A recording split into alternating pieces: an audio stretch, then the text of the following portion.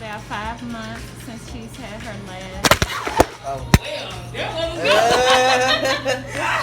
It just said nope. It just Gabby, you said, weren't supposed to laugh that hard.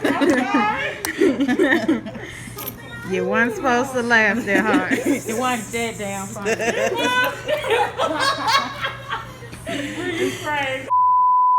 Okay. I was saying that.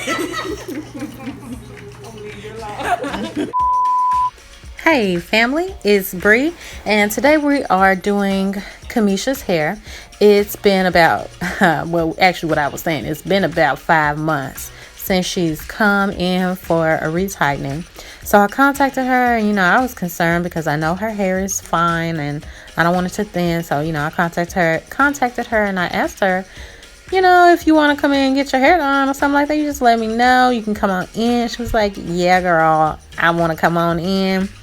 So she came in, and upon seeing her, I shampooed her hair 3 times. It's not typical to shampoo anybody's hair that much unless you suspect that it's dirty or, you see that they need it. In this case, Camisha's hair wasn't really dirty. From what I know that when you don't see someone for a long time, that you don't really know what's been going on with their hair. And that's why I shampooed it 3 times, because I don't know what kind of products she's been using or what she's been putting in there.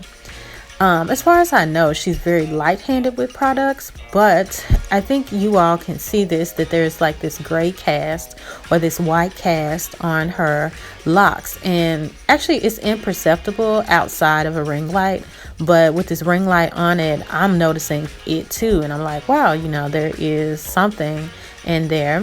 And it could be product, but my guess is that it's lint buildup, because the thing is, if you don't sleep with a bonnet on or a scarf, then your hair is just it has to pick up the lint. That's why I always try to get my people to sleep on satin pillowcases if you're not going to tie your hair up, because the lint will be perceived by someone eventually. But like I said, I couldn't even see this outside of the ring light, so her hair actually looks totally fine when you're not looking at it from this perspective. But she is going to get color soon, and I think the color will mask what's going on deep inside those locks. So stay tuned for that. She's going to let me do her color. Yippee! You'll get to see what it looks like. If you want to guess what color she's getting, be my guest. If you want to guess, you can be my guest. Okay. And you can guess in the comments below. Yeah, and last thing I want to say about interlocking, I interlock in a lot of different ways, in ways that are convenient for me. And it may seem like, oh, well, you're going through the same spot. Never. I never do that. I only think about destroying the Y pattern. And so I go in to the lock diagonally. I'll go into the lock, directly on the flat side of the block. It really just depends on what's best and what will best demolish the V. And then also, how do I want the lock to lie down? If I want it to lie down flat or off to the side, that really has a big determining factor in how I enter the lock with my crochet hook.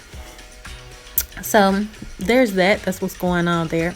And you can see her hair it's flourishing. It's gotten so long, I feel like it's like shaking, and it has this bounce and this gravity to it that is just really so impressive. If you have any questions about Camisha's hair, just ask me. I will be happy to oblige you with an answer.